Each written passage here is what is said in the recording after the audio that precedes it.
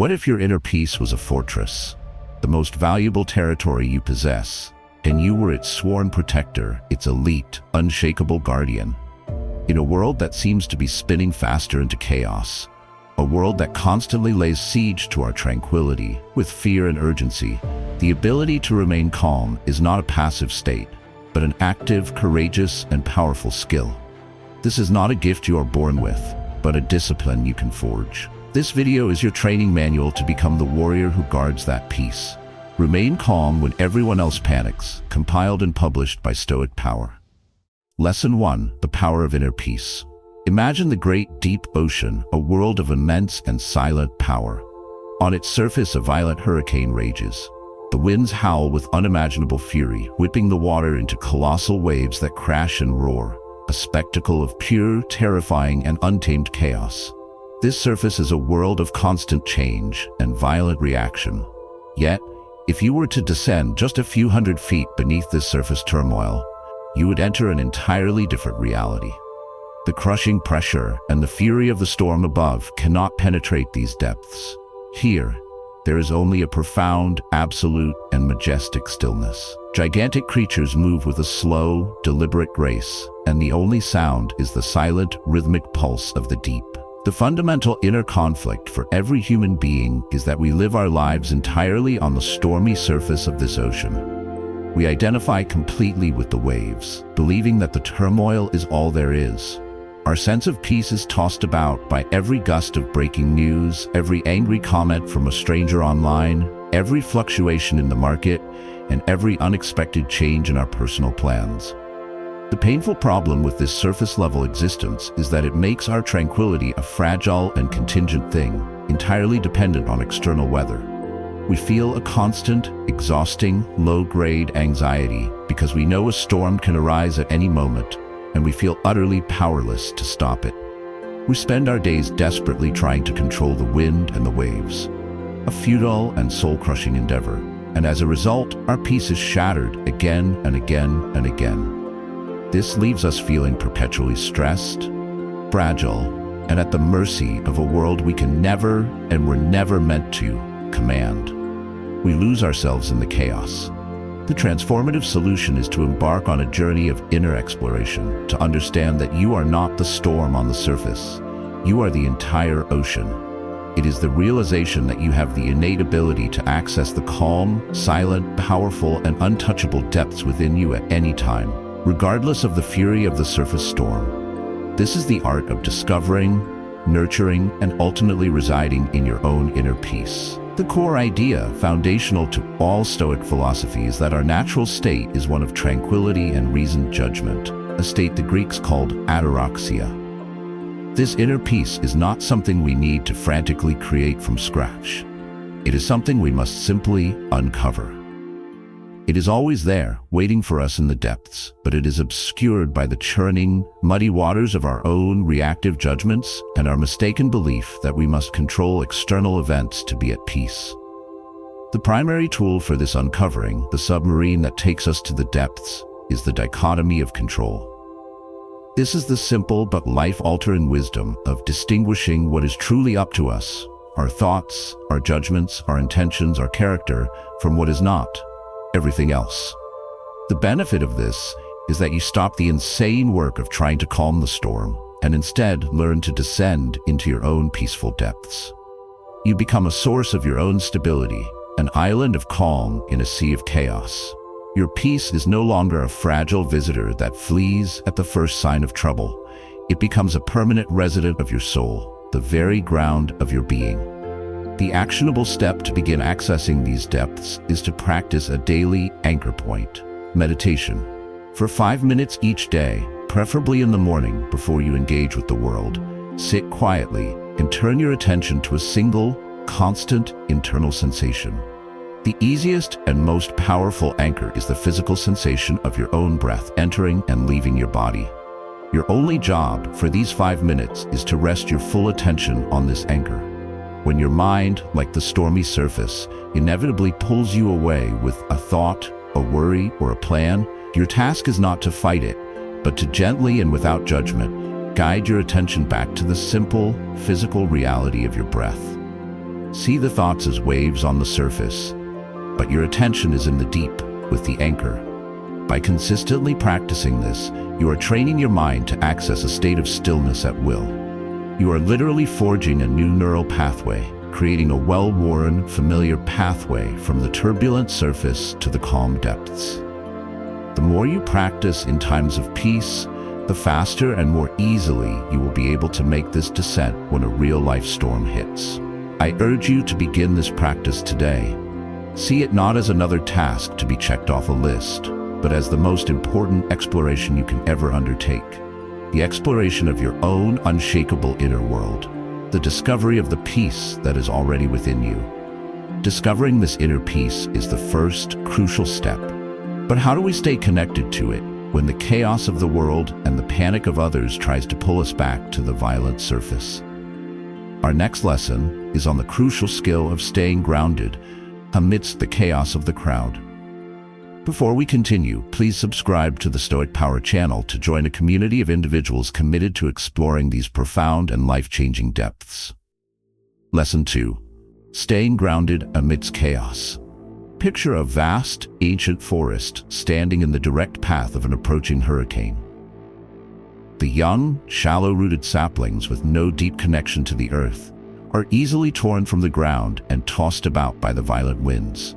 They become part of the storm, swept up in the chaos because they have no firm anchor to hold them. But the great ancient oak tree, whose roots have grown deep, wide, and strong over centuries of patient growth, stands its ground. The wind howls and thrashes its branches, leaves are torn away, and the storm rages around it. But its core remains firmly and powerfully planted, drawing immense strength and stability from its deep, unseen connection to the earth.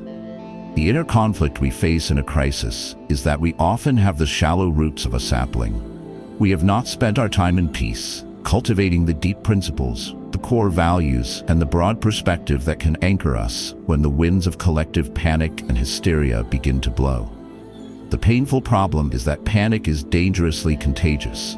When we see everyone around us, on the news, on social media, in our offices, in our own community, reacting with intense fear and hysteria, our primal herd animal instinct is to join them. This phenomenon, known as emotional contagion, bypasses our rational mind. We get uprooted from our own reason, our own values, and we are swept away by the emotional storm of the crowd. In this state, we lose our ability to think clearly, to make rational decisions for ourselves and our families, and to be a source of strength for anyone. We become just another fallen tree in a forest of chaos, adding to the problem instead of being part of the solution. The transformative solution is to dedicate yourself to becoming the ancient oak tree by proactively and deliberately growing deep psychological roots of principle and perspective long before the storm ever arrives on the horizon. The core idea is that groundedness is not a feeling that comes and goes. It is a state of being that results from a firm and unwavering understanding of your core values and what truly matters in the grand scheme of things. The Stoic warrior knows that while the external world may be chaotic, volatile, and unpredictable, his principles are not. His commitment to wisdom, courage, justice, and temperance is his deep and nourishing root system. These things do not change, even when the entire world seems to be falling apart. They are the bedrock beneath the shifting soil. The benefit of this is that you become an anchor of calm, a pillar of stability for yourself and for everyone around you. While everyone else is being swept away by the emotional contagion of panic, you remain steadfast, able to think clearly, to see opportunities where others see only threats, and to act purposefully. This groundedness allows you to see through the noise of the moment and focus on what is essential, making you an invaluable asset in any personal or collective crisis. The actionable step to start growing these essential roots is to create your value anchors. On a small card that you keep in your wallet or as a permanent note on your phone, write down the 3 to 5 core, non-negotiable values that define the person you are committed to being. These should be single words that resonate deeply with you, such as integrity, responsibility, courage, kindness, discipline, patience, wisdom. Then, Every single morning, before you look at your phone or engage with the noise of the world, take 30 seconds to read these words aloud or silently to yourself. Remind yourself, this is who I am. This is the ground on which I stand. Whatever happens today, whatever storms may come, I will act from this place of strength. By reviewing your value anchors daily, you are consciously watering your roots. You are reminding yourself, day after day, of a source of strength and identity that is completely independent of external chaos. When the winds of panic begin to blow, you will have something solid, real, and deeply personal to hold on to, an anchor that keeps you from being swept away. I urge you to define your value anchors today and begin this simple but profoundly effective morning ritual tomorrow. This is how you build the rootedness to withstand any storm. Once we are grounded in our values, we must learn to actively generate a state of calm from within. How do we find that quiet inner flame when everything around us is feeding the fire of panic? Our next lesson is dedicated to the art of harnessing the calm within. If you are committed to growing your own roots, please like this video as a signal of your dedication to this deep and vital work. Lesson 3. Harnessing the calm within. Imagine your mind as a simple, old-fashioned lantern, and your state of calm is the small, steady flame burning inside it. In a world of perfectly still air, it is effortless for this flame to burn brightly and clearly. But when a storm of panic and crisis hits, powerful, chaotic winds begin to blow, threatening from all directions to extinguish your flame and plunge you into the cold darkness of fear, confusion, and reactivity. The inner conflict we face is that we often believe our inner calm is like a weak, unprotected, and flickering flame, entirely at the mercy of these external winds. We think that calm is a passive state, something that happens to us when things are good, not something we can actively generate and protect when things are bad. The painful problem with this belief is that it makes us passive victims of our own neurology and our environment. We wait for the storm to pass before we believe we can feel calm again. In a crisis, the very moment when clarity, courage, and composure are most needed, we abandon them entirely, believing them to be inaccessible luxuries for a later, sunnier day. We let the powerful winds of external events and the panicked reactions of others dictate our internal state, leaving us feeling helpless, tossed about by the chaos, and unable to function effectively. The transformative solution is to understand that you are not just the flame. You are the strong, protective lantern itself. You have the power to build a protective casing of reason, discipline, and focused thought around your inner flame, allowing you to not just protect, but to actively harness and sustain your calm even in the midst of the most violent and terrifying storm. The core Stoic idea is that your calm is a product of your choice, not your conditions. It is a skill that can be actively generated through disciplined thought and intentional practice. This is achieved through the power of rational self-talk and the deliberate use of focusing statements or mantras.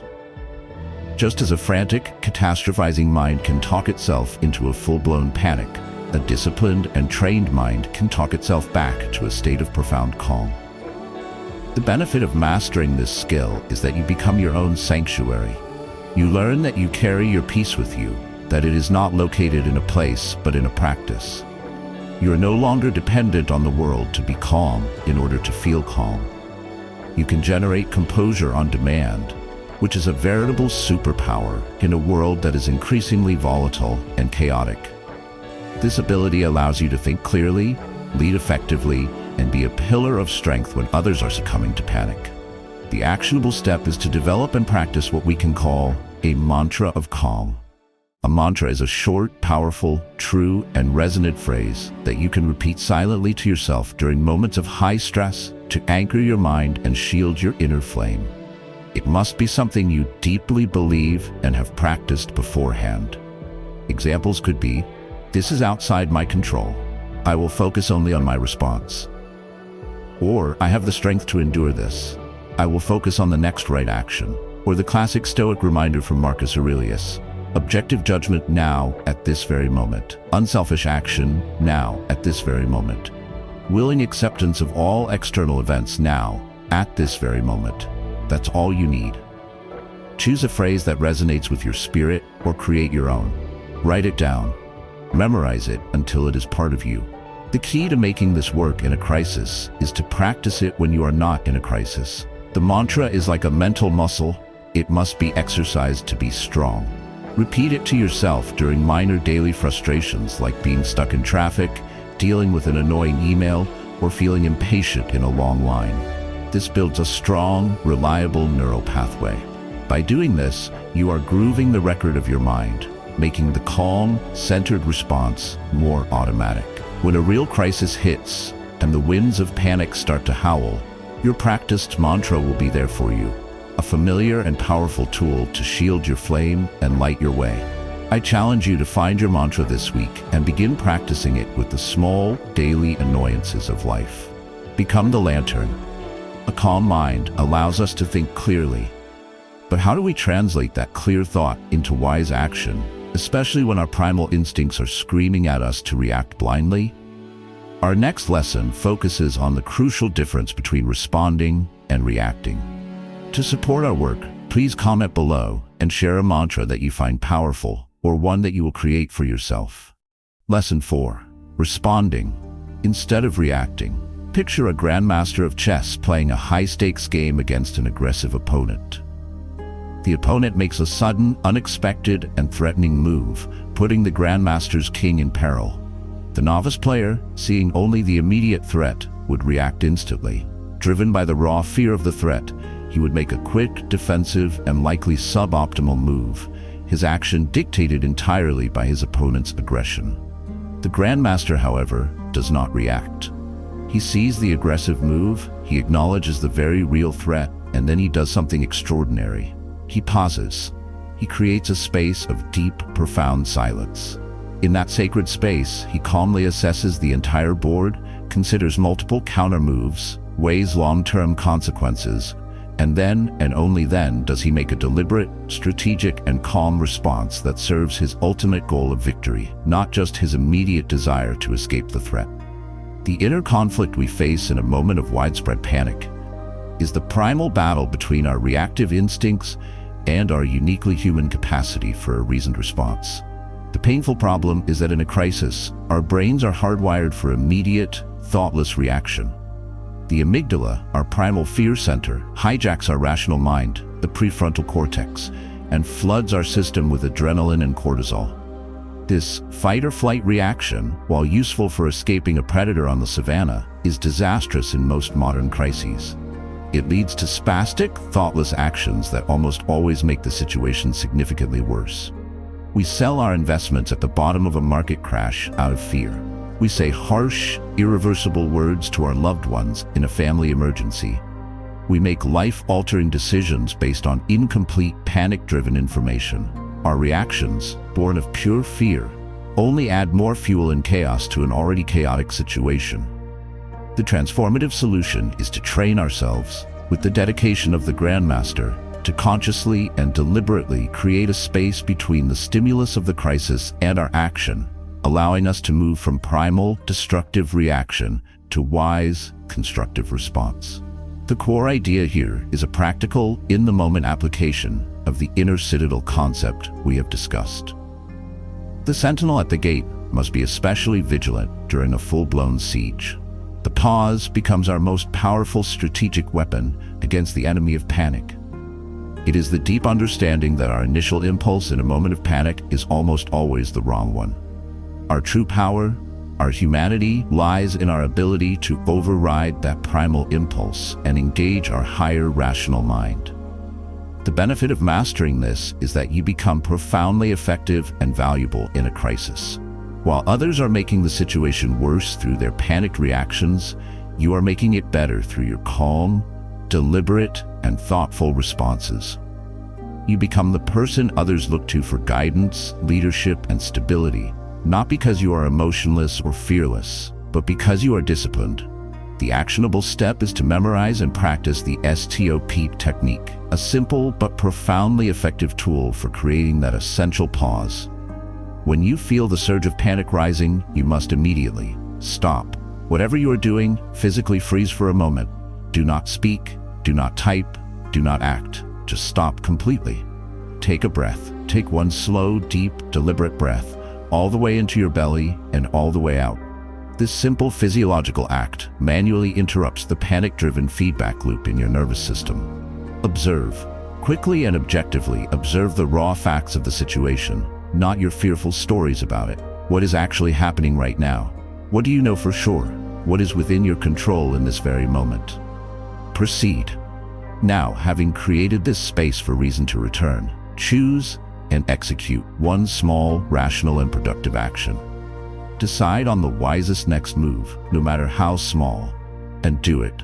By drilling this stop technique in your mind during times of low stress, you are creating a new, life-saving habit. You are training yourself to short-circuit the primal panic reaction and engage your wise, rational mind when it matters most. I urge you to mentally rehearse this technique today. Imagine a stressful scenario, your car breaking down, getting bad news, and walk yourself through the 4 steps. Prepare your mind for the battle, so that when it comes, you are ready to respond like a master, not react like a novice. A wise response requires a clear mind, but stress floods our minds with debilitating noise. How do we find the signal in the static? Our next lesson is on the vital art of quieting the mind under stress. If this technique seems valuable to you, please consider sharing this video with your family or colleagues. It's a powerful tool that can help any group navigate a crisis more effectively. Lesson 5. Quieting the mind under stress. Imagine you are in a large, cavernous room filled with 100 people, all shouting at the top of their lungs during an emergency. The noise is deafening, chaotic, disorienting, and overwhelming. In the midst of this pandemonium, a trained professional is trying to give you a set of calm, clear, simple, life-saving instructions. It is impossible to hear them. You cannot distinguish the vital signal of wisdom from the deafening noise of the panic-stricken crowd. This is a perfect metaphor for what happens inside our own minds during a moment of intense stress or widespread panic. The inner conflict is our desperate desire to think clearly versus the overwhelming reality of our own inner crowd, of anxious, catastrophic thoughts all shouting at once. The painful problem is that under severe stress, our mind can become our own worst enemy. A chorus of fearful voices, fueled by adrenaline, begins to shout uncontrollably. What if this happens? What if that happens? This is a complete disaster. We're all doomed. You're not prepared for this. This cacophony of inner noise makes rational thought completely impossible. It paralyzes us with 100 different horrifying possibilities. It prevents us from seeing simple, obvious solutions that might be right in front of us. And it amplifies our initial fear into a full-blown, debilitating panic. We are trying to hear the quiet, steady voice of reason, but it is being completely and utterly drowned out by the hysterical shouting of our own untamed anxieties. The transformative solution is to learn a mental technique that acts like a powerful noise-canceling filter, a way to command the shouting crowd in your head to be silent, so you can finally tune in to the one calm voice that has the instructions you need. The core Stoic idea for this is the practice of objective representation, or fantasia cataleptica. This means consciously and deliberately stripping away all subjective, emotional, and dramatic language from your perception of an event and seeing it only for what it objectively, factually is. The Stoics knew that we don't just experience events, we wrap them in layers of dramatic judgment. And it is this dramatic wrapping, not the event itself, that is the true source of our disturbance. The stock market is crashing and my life is over is a dramatic judgment that incites panic. The value of my investment portfolio has decreased by 20% today, which means I will need to reassess my financial strategy, is an objective representation that allows for a calm, rational response. The benefit of mastering this technique is that you learn to de-escalate your own inner state at will. You stop pouring emotional fuel on the fire of a crisis. This allows you to maintain a state of profound mental clarity and calm, even when external events are objectively stressful. You quiet the inner noise so you can think, plan, and act effectively. The actionable step is to practice the just the facts exercise. When you find yourself stressed or panicking about a situation, take out a piece of paper or open a note on your phone. On one side, write down your panicked thoughts in all their dramatic emotional glory. Get them all out. Then, on the other side, methodically and unemotionally translate those thoughts into neutral, objective, factual statements, as if you were a detective writing a police report for a court of law. For example, a panicked thought might be, "My company is having massive layoffs. I'm definitely going to get fired, and I'll lose my house and everything." The objective translation would be, "My company has announced upcoming layoffs. My position may or may not be affected. This introduces uncertainty into my financial future. The prudent course of action is to update my resume, review my personal finances, and begin exploring other opportunities." This simple act of translation is incredibly powerful. It takes the emotional venom out of your thoughts and allows your rational mind, your prefrontal cortex, to come back online. You will feel your nervous system begin to calm down as you shift from dramatic, emotional storytelling to objective, factual assessment. I encourage you to try this exercise the very next time you feel overwhelmed by a stressful thought. Become the calm, impartial detective of your own mind, not the terrified star of your own internal drama. Quieting the mind is a powerful defense against panic. But can we go on the offense? Is it possible to take the very energy of fear itself and use it for a productive purpose? Our next lesson is on the powerful alchemy of transforming fear into focus. Please subscribe to Stoic Power to continue learning these essential skills for forging a resilient and unconquerable mind. Lesson 6. Transforming fear into focus. Imagine a master archer holding a powerful longbow. To prepare his shot, he must use his strength to draw the heavy bowstring back, creating immense tension across the bow's limbs. This stored energy, this powerful tension, is neutral. If the archer were to simply let the string slip, the energy would be released in a chaotic, useless, and even dangerous way, possibly harming the archer himself. But when the archer nocks an arrow, aims at a target, and channels all of that stored tension into that single sharp point, the chaotic energy is transformed into a force of incredible speed, precision, and unwavering focus. The raw, physiological energy of fear is exactly like the tension in that drawn bowstring. The inner conflict we face is that when we feel fear, its energy feels chaotic, scattered, and paralyzing. It makes our thoughts race in 1,000 different catastrophic directions at once. Our heart pounds, our hands shake, and our mind freezes. The painful problem is that this scattered, paralytic fear is utterly unproductive. It keeps us frozen in inaction or causes us to run frantically in the wrong direction. The immense energy generated by our body's natural fear response, the surge of adrenaline and cortisol, is completely wasted on internal turmoil and catastrophic fantasies instead of being used to solve the very problem that is causing the fear in the first place. We are like the archer holding a fully drawn bow, shaking with the overwhelming tension, but we have no arrow on the string and no target in sight. The transformative solution is to learn the powerful alchemy of the master archer, to take the raw, chaotic, and powerful energy of fear and deliberately channel it into a single, sharp point of productive, immediate, and virtuous focus. The core idea is that fear and anxiety are almost always rooted in our tendency to catastrophize about a large, vague, and uncertain future. We panic about the endless what-ifs of next week, next month, or next year. Focus, on the other hand, is found only in the small, concrete, and controllable present moment. The Stoic warrior, when faced with a fearful situation, immediately and deliberately pulls his attention away from the terrifying, imagined future and focuses it with ruthless, singular intensity on the present. He knows that the antidote to overwhelming fear is not a vague sense of hope, but a specific, immediate, and productive action. The benefit of this is that it transforms you from a paralyzed victim into an empowered agent.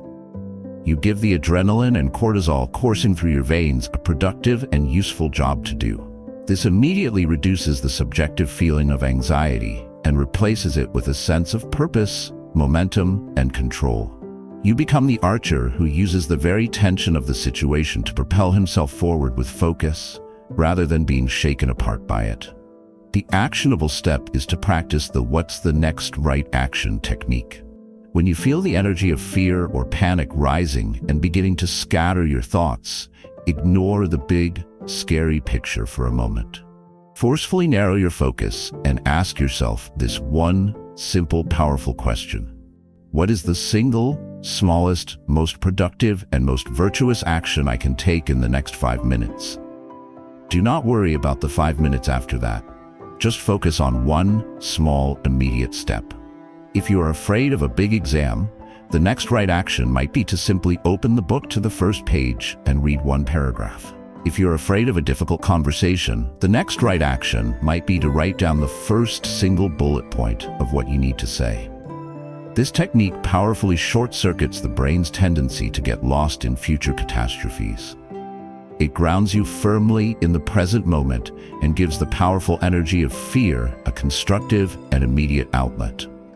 You will find that taking one small, focused action immediately makes the next small action easier, building a chain of momentum that carries you directly through the heart of your fear. I challenge you to use this powerful question the very next time you feel frozen by fear or anxiety. Find the smallest possible arrow, aim it at the smallest possible target, and fire it. These skills are essential for navigating crises. But how do we build a character that remains calm as a default state, not just as a crisis response? Our final lesson is on the ultimate art of Stoic resilience. Please comment below and share one situation in your life where asking what's the next right action could help you move forward. Lesson 7. The art of Stoic resilience. Imagine a master weaver creating a magnificent, vast tapestry that depicts the entire story of a great and eventful life. To create this enduring masterpiece, the weaver uses threads of every conceivable color and texture. There are brilliant, shining threads of gold and silver for moments of joy, triumph, love, and peace.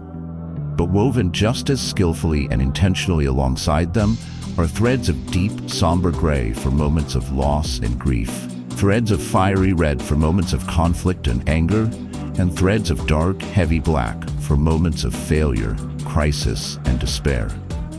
The novice weaver might believe that the dark threads are mistakes, ugly stains on what should have been a perfect, golden creation. But the master weaver understands a profound and essential truth. It is precisely the presence, the placement, and the contrast of these dark threads that give the golden ones their true brilliance and meaning. The entire tapestry, its strength, its beauty, its depth, its character, its very story, is created by the masterful integration of both light and shadow. The final inner conflict on our path to unshakable calm is our tendency to be novice weavers. We believe that a calm, peaceful, and good life means a life woven only from the golden threads of happiness and success. The painful problem with this belief is that it makes us fundamentally brittle and resentful toward life itself. When the inevitable dark threads of chaos, crisis, and panic appear in the fabric of our lives, we see them as flaws in the design, as proof that our life has gone wrong or that we have failed. We fight against them, we lament them, we curse them, and this constant, futile struggle against the fundamental nature of reality is the ultimate source of our suffering and lack of peace.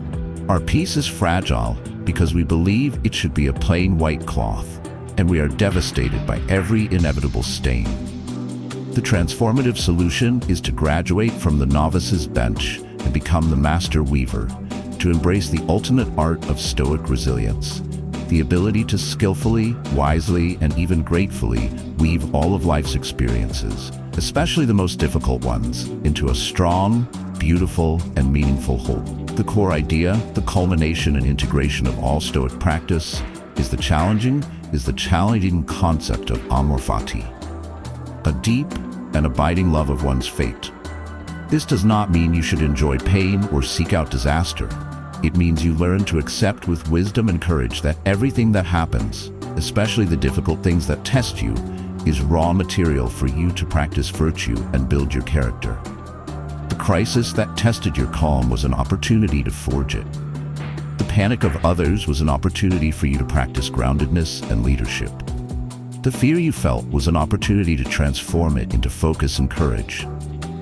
For the Stoic warrior, nothing is a waste. Every event, no matter how challenging, is another valuable thread to be woven into the masterpiece of a well-lived life. The benefit of this is the highest and most resilient form of peace imaginable. You are no longer at war with reality. You can remain calm when everyone else panics, not because you are unaffected or emotionless, but because you see the crisis as part of your path, a necessary element in your training as a virtuous, strong, and wise human being. The actionable step is to practice what we can call post-crisis integration. After you have navigated a chaotic event or a period of panic, take some time for quiet reflection and journal on these two powerful questions. First, how has this event, which I did not choose, actually made me stronger, wiser, or more capable in some tangible way? Second, what valuable lesson about myself, about others, or about the nature of life did I learn from this difficult experience that I could not have learned from an easy one?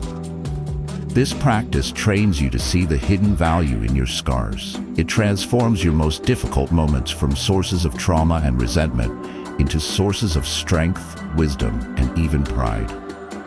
You are not just surviving life's storms, you are actively using their powerful winds to become a more skillful and resilient sailor. This is the art of Stoic resilience. This is how you build a calm so deep and so integrated into your character that it becomes the very fabric of your being. I encourage you to look back on a past challenge in your life through this powerful lens today.